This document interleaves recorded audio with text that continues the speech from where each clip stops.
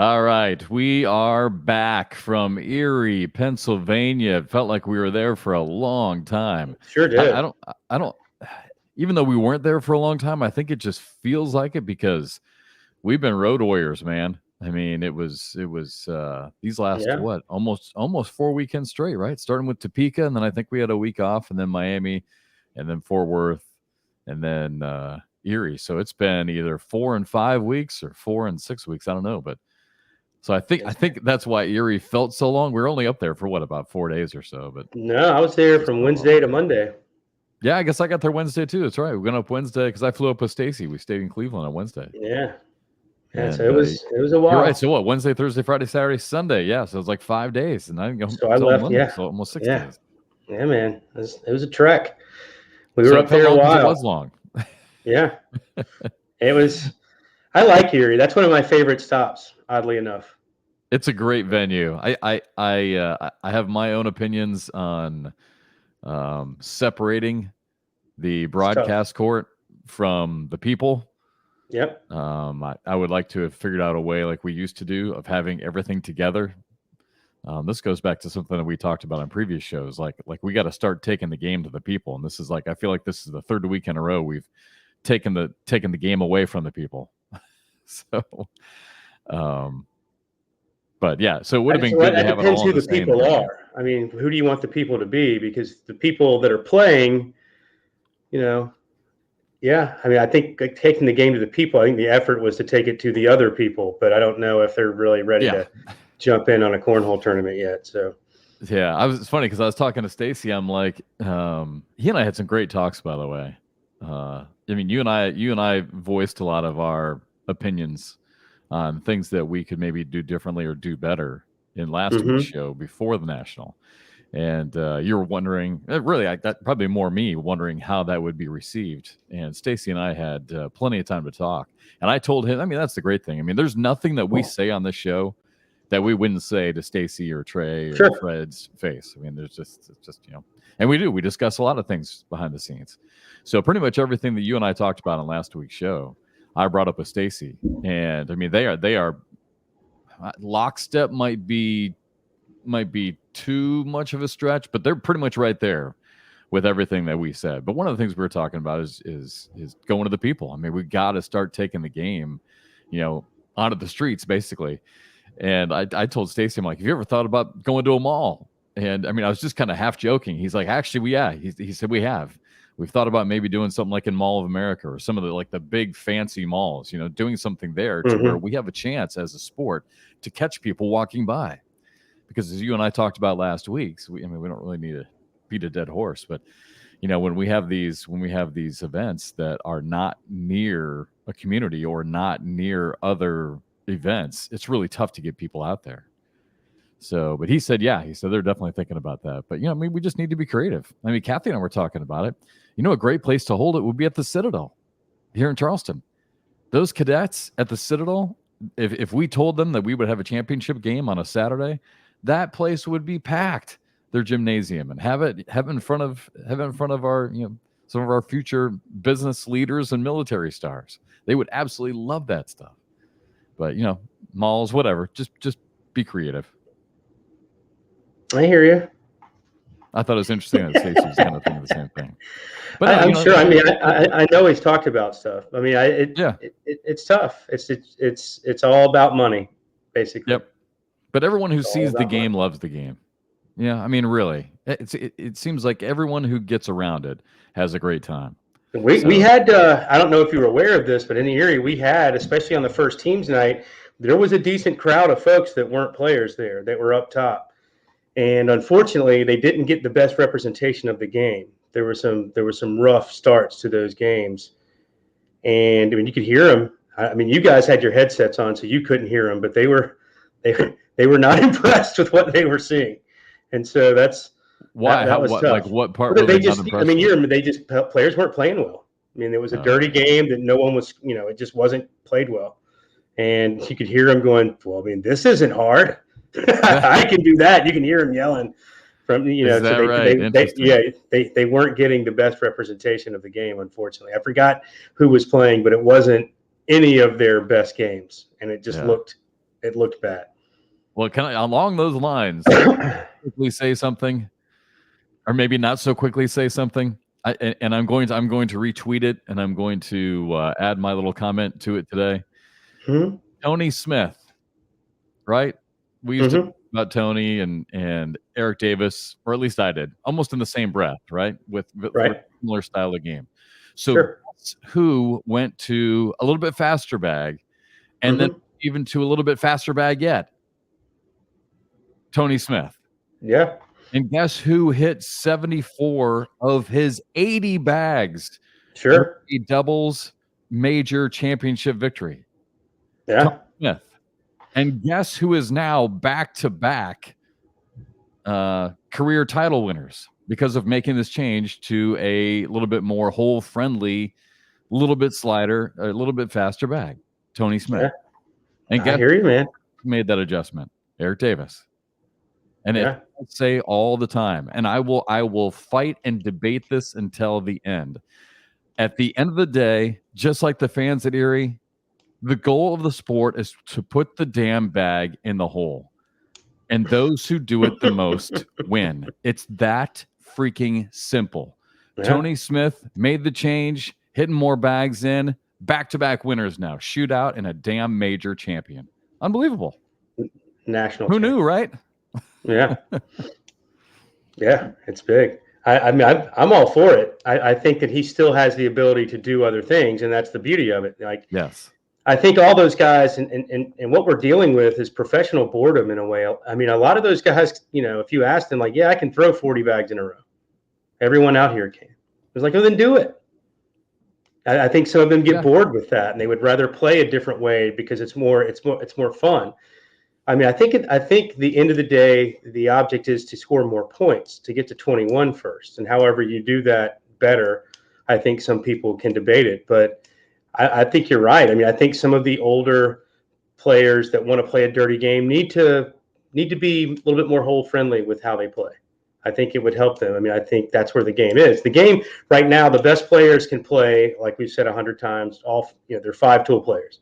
Yeah. They can throw the bag in the hole. They can block. They can roll. They can, throw airman. They can do all of it. They're not just specialists. And I think Tony Smith is a perfect example of someone that was all the way on the other side, right? He was all the way on the other side of the dirty, first bag's always going to be a block and it's going to be a dirty style. And I think he's realized I'm good enough at all that other stuff that if I just throw bags in the hole, I'm going to win. I'm going to be so hard to beat. How do you beat me if I'm playing well? Right. I mean, and that's, yeah. I mean, he look did at it. 74 of 80 in the hole. Yeah. And got a big win on the double side. So, and I think he knew he was going to have to put bags in against Mark. And I felt like it was almost him saying, you know what, Mark, you're not the only one out here that can fill it up.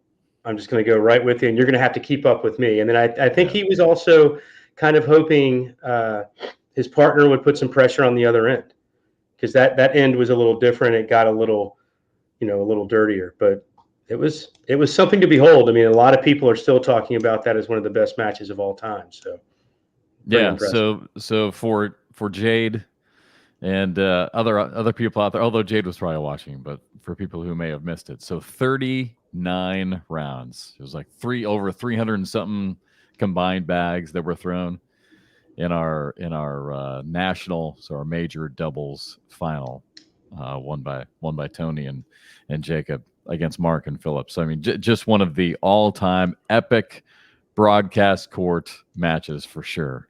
And I think my favorite bag, as big as that backside airmail was by Philip, I think my favorite bag was the one thrown maybe, I don't know, 3 or 4 rounds earlier by Philip, the one that went into the hole, stopped, and then went in. I mean, that one was just remarkable. Oh, yeah. I mean, the fact that it stopped and then started again to finish off that round.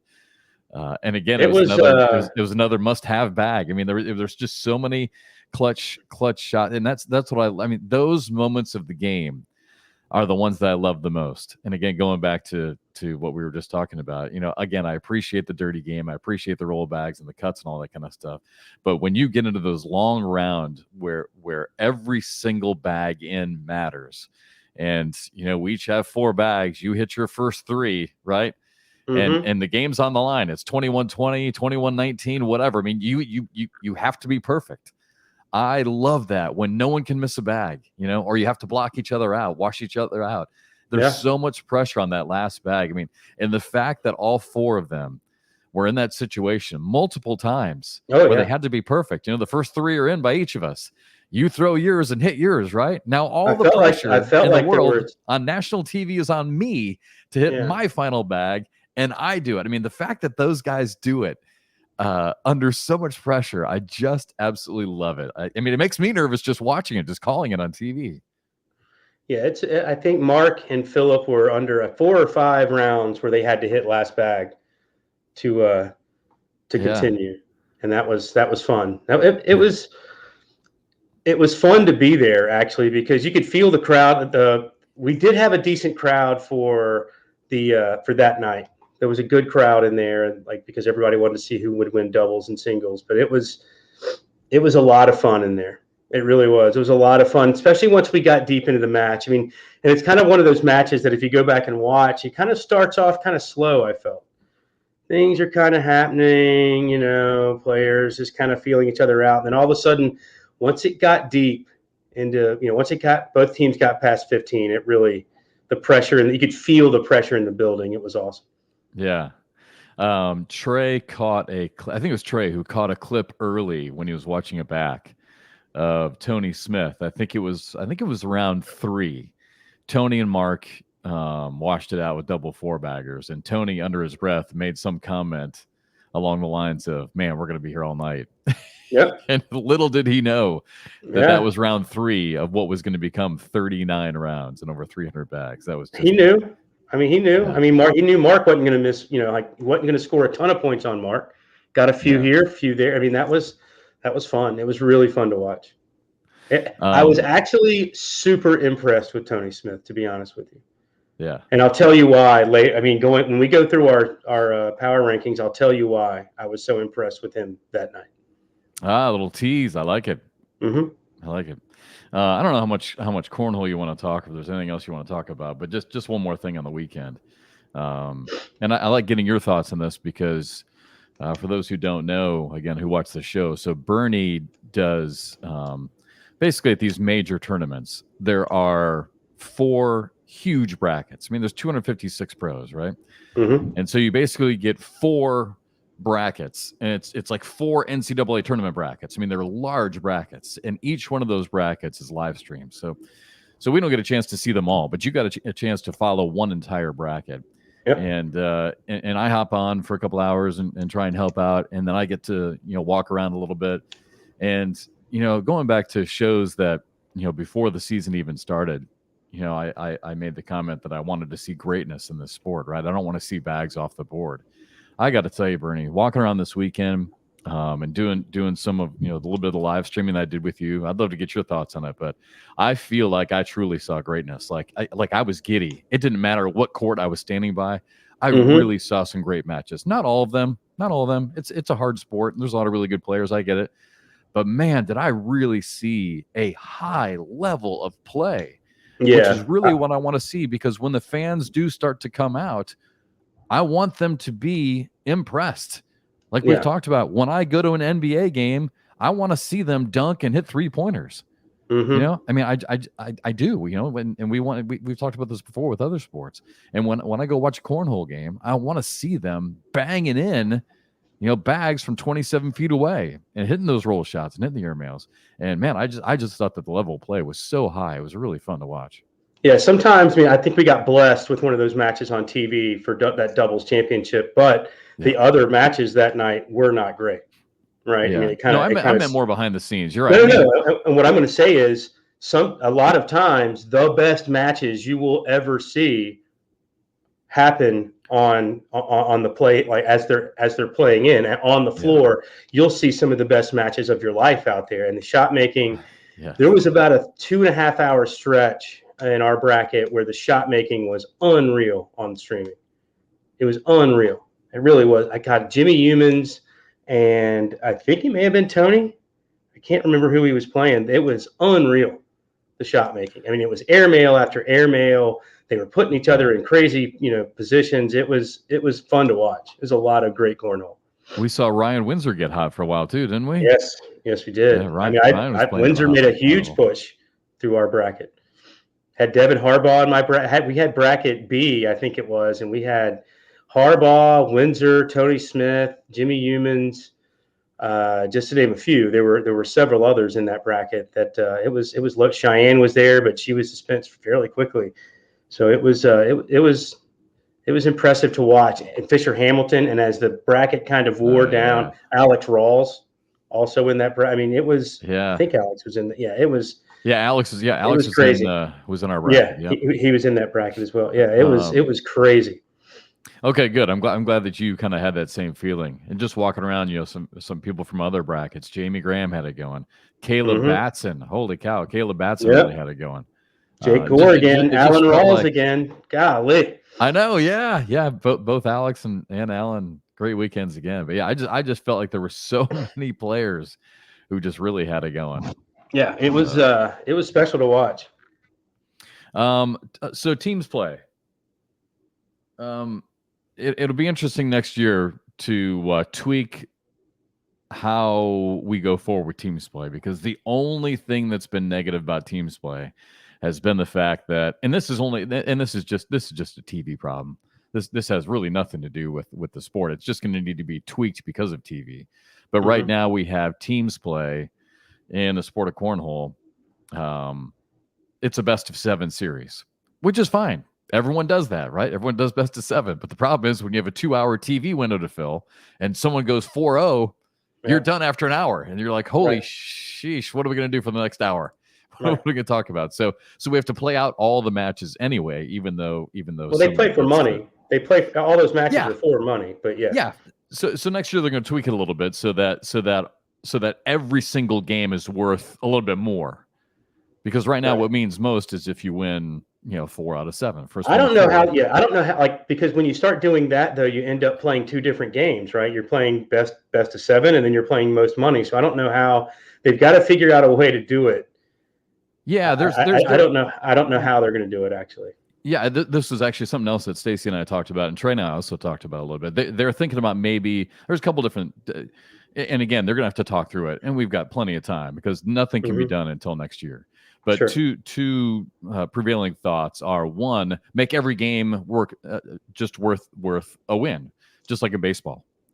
So you just have an overall record, and then you pick out however many teams you want for your, you take your division winners, you take your wild cards, you do whatever, you're playing games however you want to do it. But every game is worth 1 win, and we still play 7, but it's almost like it's like a series. It's like watching a baseball series. Right. It doesn't really matter. If in a baseball, it's a 4-game series. It doesn't matter if you win 3 out of 4. I mean, you're trying to win all 4. You're just getting wins. So there's a thought of just making every game worth 1 win. And then there's another one that's a little bit more difficult that I've kind of proposed. And again, I've got to even figure it out myself, is if you want to maintain the best of 7. So right now we have 4 divisions, right? And each division has 4 teams. So whoever wins the best of 7 does get that win to go towards your division ranking. And instead of right now, 8 of the 16 teams make the playoffs, and the top 2 teams in the division are the ones who qualify. So instead, make that best of 7 worth a point in your division, but only take the division winners, and then take your overall wins in each different match to take the next 4 or the next 6 and do it that way. Again, it's just some things that need to be talked through just to make sure that every single game is important. So a couple different ways to do it. But right now, it's making it a little bit difficult because you're right. I mean, every game is worth some little bit of money, and it's worth a win, and it will help with the tiebreaker, but they want to make every game matter. Right. So and quite frankly, I mean, it's funny, but you've seen some people step up. Like when we have our teams broadcast, that's really, if we're being honest, the only chance of some of those players ever really getting to the broadcast court, unless they just have a weekend of all weekends for them, right? This will be they have to take advantage of it, because I've seen some players that are really good players that do not look like it when they get to the broadcast court. I know it's different. The boards are different.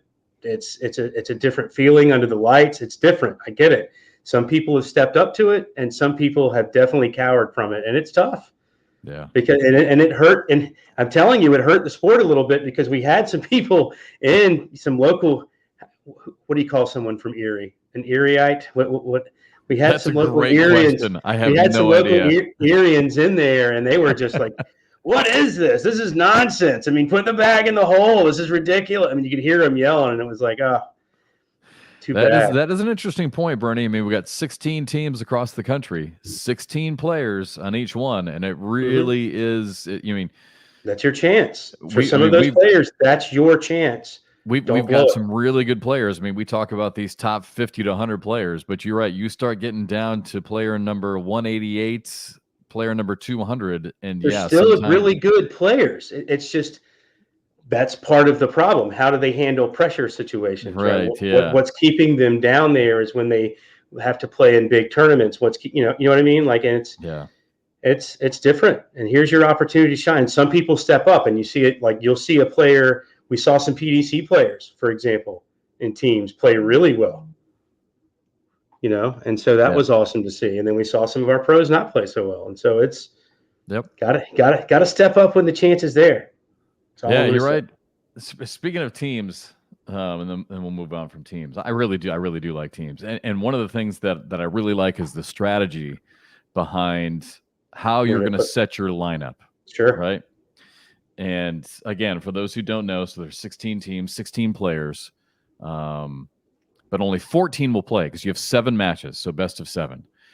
So you got your 7 matches, and it's kind of a snake order lineup set, is kind of how Stacy described it. But basically, if I'm the team captain for one team and you're the team captain for the other, we flip a coin or whatever and decide who decides who they're going to throw first. Right. So let's say it's me. So I'm like, okay, so I need to decide: am I going to put my A team first? Am I going to put my franchise players, my captain, my captains?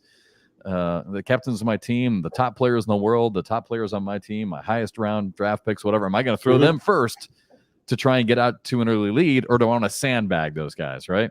Right. So it's up to me to decide that. So let's say I go with my A team. Then you get to decide, okay, do you want to counter with your A team, or do you want to maybe counter with maybe one that's not quite your A team, but maybe a little bit less, and maybe see if you can sneak a win, but then save that team for later when you really need a win. So it's really interesting, the strategy behind it, right?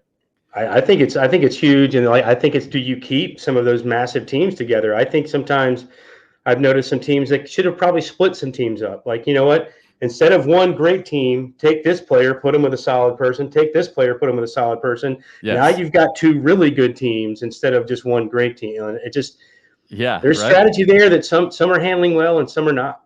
So here's what happened for the Woodchucks. So this would have been Sunday's team's broadcast.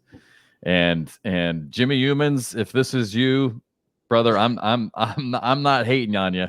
I'm just saying I would love to know, and I'm sure if this was Jimmy who did this, I'm sure he learned a huge lesson on Sunday during teams. So the New England Woodchucks have 2 of the top players in the sport who are playing together. Jimmy Humans, who is one of the team captains, plays with Kyle Malone, who was the first overall pick, and coming into the weekend, one of the top players in the world. Sure. So Jimmy plays with Kyle, and for some reason, and I pulled this out just to make sure I would say it. So for some reason, Jimmy and Kyle, when they did the lineup for Sunday, they put their match 6th. Yeah, they thought it would matter there. Yes, and I get it. I get it. You want to maybe save that big hammer if you need it late. But like I said on the broadcast, there's a reason you don't bat your best player 7th in the lineup in baseball. you don't bury them in the lineup. So what happened was they fell big. They fell down big so early that by the time Jimmy Humans and Kyle Malone actually got a chance to throw, it didn't matter. The match was over. They already lost 4-1.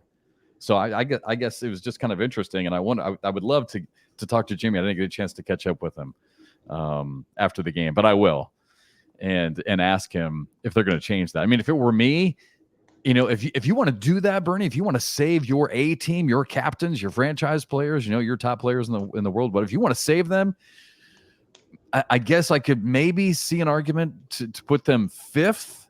Maybe because you're thinking you're probably going to get to that fifth matchup, right? You're hoping you're not going to get swept 4-0. But I'm for sure not putting my best team sixth. Are you? Are you ever doing that? If I'm going to save him, I would save him for 7 if you're going to save him. Otherwise, they've got to be in your top 4. Exactly. To guarantee if you're going to save, if you're going to save it, if your thought is, all right, we're saving them for late, then save them for game 7.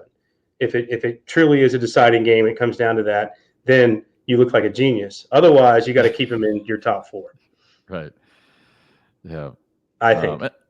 And I think anywhere in that 4 is fine, to be honest, because I think what you want to do is kind of shake up the other team every now and then. You want to put a team, if they throw their best team out first, put a team that's maybe not your best team, but a solid team that you could see possibly beating them, then throw them there. I mean, you're always trying to steal points.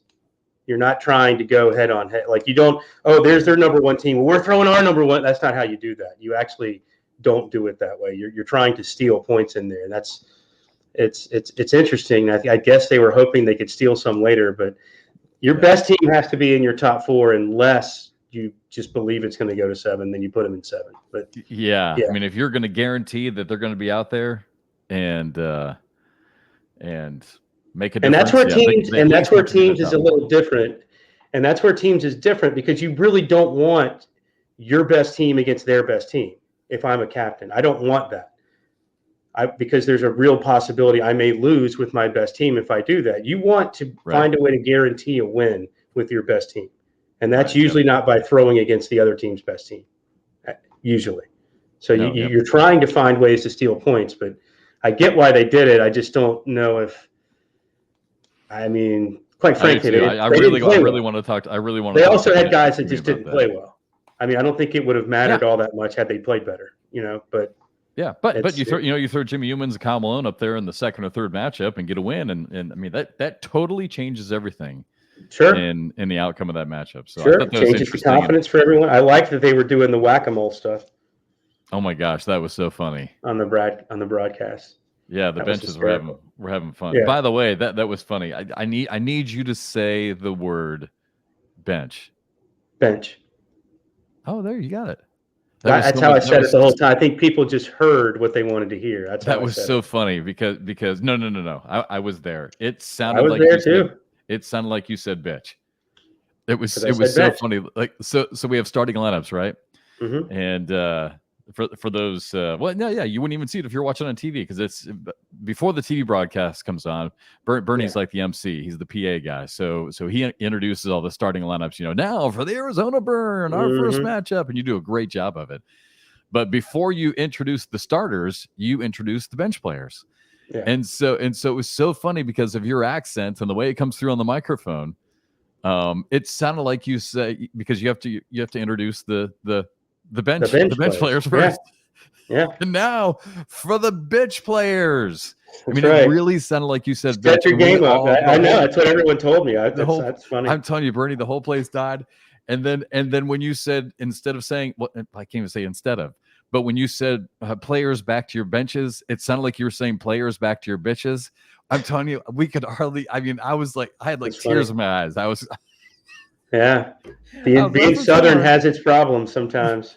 My eyes, knees. Yeah, but then Bernie gets his revenge. So I think that was Friday, right? Wasn't that Friday?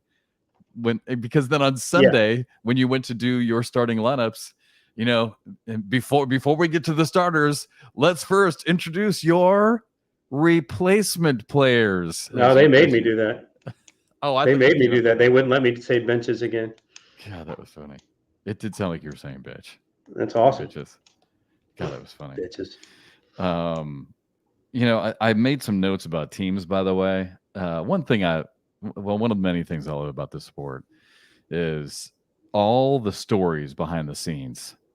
And again, broadcasting 16 teams with 16 players, I'm getting a chance to learn a lot about different players. Mm-hmm. And I can't find it now. I mean, you've seen my charts. I mean, they are Yeah. you probably can't see, but I mean, it's impossible to find it now. And I don't have my glasses. But I mean, we have players who have saved lives. We have players. Who's the guy? One of the guys is in the Toy Hall of Fame. He basically was behind the scenes and an integral part of the whole Hot Wheels craze back when you and I were younger. You might have heard me talk about it on the broadcast. I did. I heard you bring up Hot Wheels. I was all about it. I loved Hot Wheels. So funny. The kids around us who work for the ACL, a lot of the social media people and content team, as soon as I said Hot Wheels, they're like, will What? somebody get Dad off the microphone, please? What the hell is he talking about? Hot Wheels. Yeah. I Tell was right Dad there to be with quiet. you, man. Just talk I was with cornhole, it. please. But yeah, I can't find. By the way, Connie Altice. This is another great story. So Connie, I didn't realize that she's a military mom. She has 3 kids. Oh yeah. Her son spent 9.5 years in the Marine Corps, Mm-hmm. and she still has a daughter right now who's a fighter jet pilot. Yeah. I mean, just Connie. incredible. I mean, all these stories, it's just amazing. Yeah. Connie's pretty laid back. I asked her when we had her in the college football tour last year in Penn State, and I was asking her, I was like, so what's it like having 3 kids essentially in harm's way, not just in the military, but in harm's way, and she's like, well, correct. It's not very easy. And how she speaks, right? So that was a very bland kind of statement for her. She's like, well, it's not very easy. It's like, okay. Yeah. I bet not. You're not going to get a whole lot of her anyway. Yeah. Trust me, I've tried. But that's pretty crazy. Joe Regan and Mark Burgess for the Woodchucks. These guys do so much local work for charities and food banks and for schools. I mean, taking the game, like we talked about at the beginning of the show. I mean, they're taking the game to the people. Absolutely. Michael Lucas Jr. lost his dad to COVID. Mm-hmm. Yeah, I mean, it's endless. I'm going to look one more time here. It's just they're human beings, right? I mean, human beings have stories. And so anytime you have something that is made by and run by human beings, there's going to be cool stories there. Yeah, I mean, it's amazing the number of stories. And I told this story on the air for those who haven't heard it. One of my favorites is just Bill Hadley. I don't know if you heard me telling this story about being a garbage collector in Chicago. No. Bill Hadley worked as a garbage collector.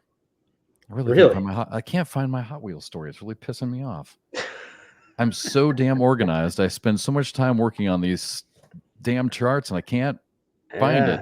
Well, not doing it all that well. Apparently not. As soon as we get off the air, I'm gonna be like, found it. Oh, there it is. Yeah. Whatever. So Bill Hadley worked as a garbage collector, and when you talk to Bill, he's such a nice guy, and he doesn't care. I mean, he just I'm a garbage collector. I'm a garbage man. And anyway, so he worked as a garbage collector for 27 years in Chicago. That's crazy. Finally decided, he's like, what am I doing? Like, if I'm going to do this, why am I doing this in all this nasty weather? Like, it was snowing and ice and, and he's like, what are we doing? So they up and moved to Surprise, Arizona. And he's been doing, to do the same job, and then got a job as being a street sweeper in Surprise, Arizona. So he's been down there now for 7 or 8 years, but he works as a street sweeper. He works basically 9, I think, at night to 7 in the morning. Is that what Bill Hadley does? Yeah, isn't it crazy? You'd never know that. You would never think that if you met Bill Hadley. I'm telling you, all these stories, you'd have no idea what all these people do. It's great, and I wish I had more time on the broadcast to tell them. But that's fun thing about the podcast. Sometimes we can throw these out there. Sure, that's a good one though. Yeah, he's such a nice guy and a really good player, and a seniors world champion. Yeah.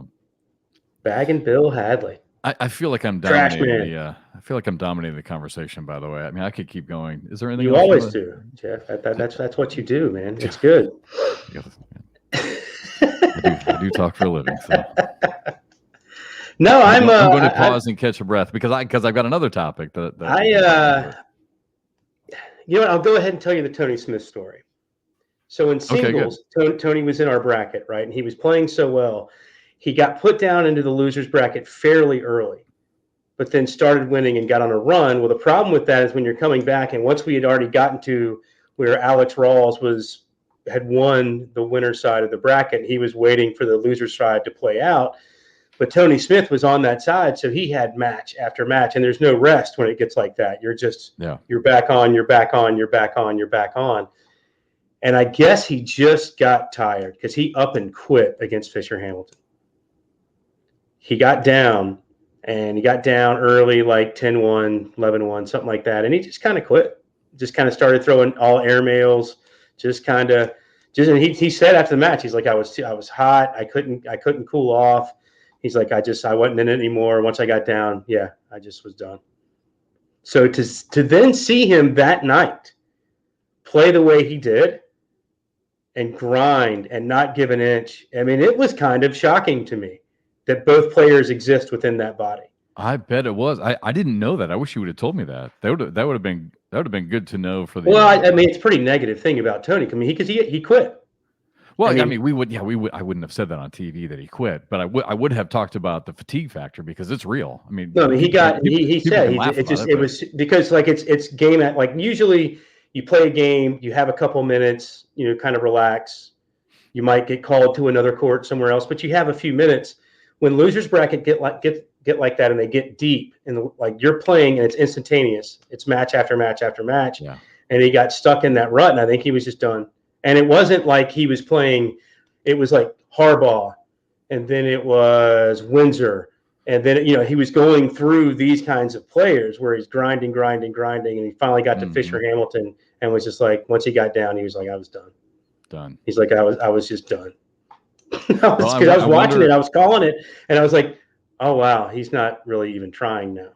Like it got bad. So he kind of quit on the match. And so to see him later that night be as dogged and as not giving an inch as any player you would have ever seen, it was just fascinating that was the same player the same day. It was unreal. It's hard to believe.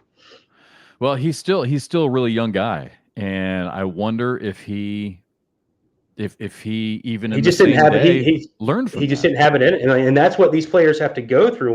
We talk about this all the time because people only see the broadcast and they don't really know. Unless you're really into the sport and you just see the broadcast, you don't really know what a grind it is to get to the broadcast. Yeah, it is an absolute meat grinder for them to get there. So sometimes along the way, it happens even to the best players in the world. It's too much. And the grind got to Tony at that point. But maybe it was for the best because he ends up getting rested and he comes back and takes part in one of the greatest matches in the history of the sport. So it's pretty interesting, I thought. That's what I'm saying. I wonder if he gave himself a pep talk and learned from that in the middle of the day and said, listen, okay, suck it up. Like if you are truly going to be one of the top players in the sport, like you want to be and get paid, you need to suck it up and get it done. I wonder if he went into that doubles matchup with the new mentality because of that.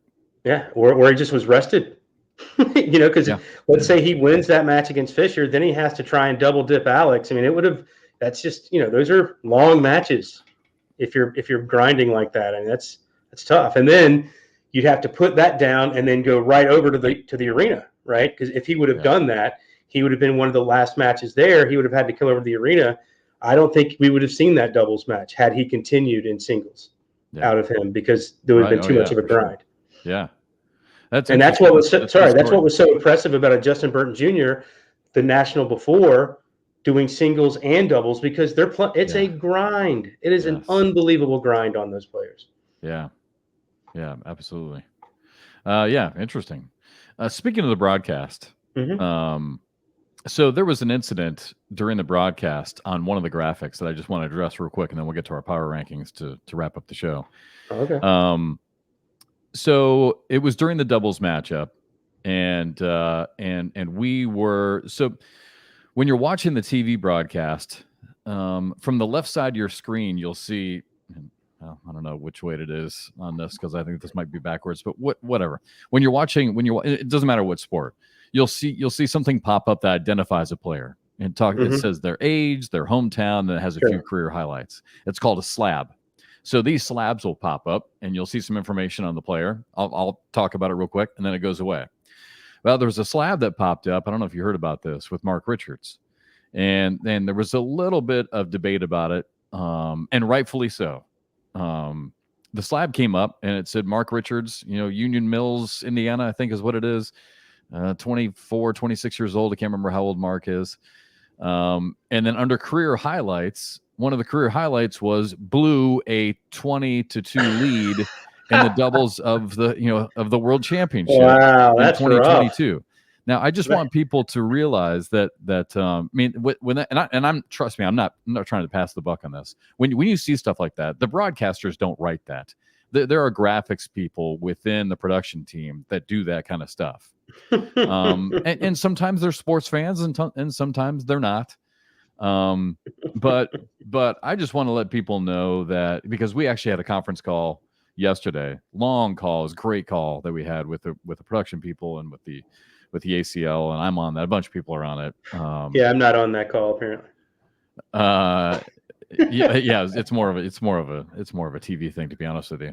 Yeah. But anyway, so that topic came up, and I agree. Like, if a broadcast, and Trey even mentioned, that they blew. He said they blew it, and I think Trey had mentioned it before it even popped up on the graphic. But Trey said they blew the lead. I think it's one thing for the broadcasters to talk about it. That's part of their history right now, and it's part of their current history. They know it. Mark knows it. Philip knows it, and they're not shy about it. Sucks that it happened, but they know that it happened. And when broadcasters talk about it, it's one thing. When it pops up on a slab and says blew a 20-2 lead, I agree. So if there are people out there who didn't think that was appropriate to be on a slab, I agree with you. I don't think that. I would almost consider that almost like a the only thing that you could almost have said, like an opinionated, like I don't think like that almost seems like a pejorative, or like an opinionated word, and so I wouldn't put those in slabs. It should just be bullet points. It would have been fine had y'all known that they beat them to get to they beat them, I think, twice in their bracket in the tournament to get there. So they had played and Mark and Philip came back from, it wasn't a big, but they think they were down 11 or 12-1 in that match versus Jay and Jordan earlier in the day, and came back and won. And Jordan was getting chippy. We had it. I called it. We were streaming it, and we talked a lot about that. But that would have been something that could have been said, that could have been answered to that slab. But yeah, that you would have had to been there. I agree. I don't think something like that should be on the slab. I don't think so. Yeah, you don't see that in other sports. So I agree. Here's your worst negative, the worst thing that's ever happened to you in the sport, so on your slab. Thanks. Yeah. Thanks for all the wins that we made last year, but put that up there. Yeah. So anybody out there who saw that, who made them kind of cringe a little bit, I'm with you. I totally agree. And trust me, that's been corrected behind the scenes. All right, you ready? We got to get going. You ready for our power rankings? I'll be honest with you. Thank God. I think it's your week to go first, and thank God this was hard for me, because there's a lot of shuffling. All right, you ready? Hard, yeah. All right, number 10, I have a tie, and it was two players that I didn't know we could do that. Well, I didn't know we could do it either, but we're doing it today. Okay. Number 10 is a tie, and they actually had to play each other, and the loser went 1-2 in singles, out early. Kyle Malone, Matt Guy. Yes, I saw Kyle Malone won. I mean, that's a tough look. Two guys that had been in the top 10 from the jump. One went 1-2, one went 2-2. Not a great singles bracket for them. So, but still, the talent's there. I'm keeping them in hair of their teeth right now. Kyle Malone, Matt Guy tied for number 10. Jamie Graham pops back in at number 9. Okay. All right. I was wondering if he was going to pop back in. I told you that I had a real serious conversation with him during singles bracket play. Yeah. He is fired up. I mean, made it all the way to the final match. Could have been higher on the list, because what we saw, I mean, taking out players like Mark Richards, taking out players like Jacob Gore, taking out players like Justin Burton Jr. to get to the broadcast. So he obviously proved he's still Jamie Graham, but he's in the top 10. Number 8 should probably be higher, but just because it's my 8 spot and someone new, Jake Gore. I got Jake Gore in as my number 8. Welcome to the Jake Gore bandwagon. Yeah, Jake Gore deserves to be in. He's playing super well in singles, especially. I got room for you. It's okay. I got room for you. Number 7, Joe Niestad, still there. I think Joe K is he's in that elite. He's in that top 10 world now. That's just who he is. I think everyone recognizes it. I think he and Jeremy Schermerhorn would like to not have that doubles match they had on TV exist out in the world. I think they were both really upset with how they played. But he's still, when you're talking best of the best, I've got him at number 7 right now. Number 6, Mark Richards. It's a little bit of a slide. I don't know if it necessarily needs a slide, other than the fact of the way that how some players played that moved up. You're in the top 10. You're really good. Okay, so, but I've got him at 6. Number 5, Devin Harbaugh. Debated whether Mark should have been ahead of Devin right here, but Devin's still my guy. But played well. But that bracket was ruthless. But 5th, I think he got in his bracket B. That's pretty harsh, but I've still got him at 5 on my list. Number 4, Tony Smith. Even with what I saw him do in a singles bracket, the way that he played the entire weekend, I've got him up a couple slots from last week. Number 4. Wow, number 3. Number 3 is kind of fitting in because I haven't had him on. You know what? I debated having Jake Gore and the person I have at number 3 reversed, but Alan Rawls. Back-to-back bracket wins. You're a top 4 player in the world. Yeah, so there he is. Justin Burton Jr. continues to play another bracket. Loses to Jamie Graham to go on television in the semifinals, but semifinals of singles again. So has to be there. And then Alex Rawls went through a gauntlet of a bracket, went through who he had to get through, is unreal, and he did it impressively. It wasn't like he had a lot of close matches. Alex was super impressive last weekend, and he's my number 1. I thought Alex was a guy who remember when you and Wally made me pick about halfway through the day if I had to pick, and I picked Alex Rawls because at that point in the day he was the guy who was doing everything he wanted with the bags. Yep. All right, we got like 90 seconds left, so I gotta go. Isn't it funny because just last week going into Erie, you and I were kind of questioning Alex Rawls. Yeah. Like he needed a big moment in Erie. Otherwise, he was in danger of dropping out of our top 10. Yeah, and he did. So, showed us up. Mine's totally different. And shoot, just about got a minute and a half. So number 10, Tony Smith. I just really like the way he's trending. I think my theme for this week was consistency. Which players have I seen that have been consistent so far through some of the shootouts and especially the two nationals? So I got Tony Smith at number 10. Didn't do well, obviously, at Corpus Christi, but really trending well and has won a shootout now and a doubles. Number 9. I had Kyle Malone there. He had dropped to number 9. I actually took him out. So 10, Tony Smith. Number 9, Caleb Batson. I think he deserves to be there. He's been so consistent. He's up to number 8 in the world. He's top 10 in DPR, and he lost to Allen twice. I mean, other than that, he was great over the weekend, and he's been great consistently. So Caleb Batson number 9. Jake Gore at number 8. My thoughts on him. Matt Guy at number 7. Even though it was disappointing, obviously losing in the first round, he then won 5 straight. Still a good performance. Still a great player. Joe Niestad at number 6. Alan Rawls, I've got him in my top 5 now, making it to the final 4. Number 2 in the world. He's got to be there. I don't know how he's doing it, but he's doing it. Yeah. Mark Richards finished 3rd in his bracket. I'm putting him at 4th. Lost to Jamie Graham and Jake Gore. Devin Harbaugh, I'm doing number 3. Alex Rawls, I'm keeping at or is up to number 2 for me. And then I'm going to keep Justin Burton Jr. at number 1 right now. Again, for everything you just said, he was the number 1 player coming out of Corpus Christi. And even though he didn't win both like he did at Corpus Christi, still made it to the final 4 in singles, made it to the broadcast in doubles. They didn't play well. He'd like to have that back, but still great performance. So I'm keeping Justin Burton Jr. number 1 for another week. We'll see. Well, there you go. Whew. Nice. We made it. Rifle through that. I like it. So Jamie Graham, not in mine. Not in my top 10. As soon as I finished writing that, I was like, oh my God, he's still not in it. Yeah. Wow. But again, consistency is the theme. I was really happy to hear your conversation with him and how he responded. But consistency. Well, I want now I'm saying I want to see Jamie Graham do it again. What the heck? All right. Crazy sport. All right, bud. Have a great vacation. A few days off for you. All right, man. I appreciate it. We'll see you. We'll see. Well, won't see you in Mesa. So congratulations to your daughter. But see you in yeah, Portland. see you in Portland, buddy.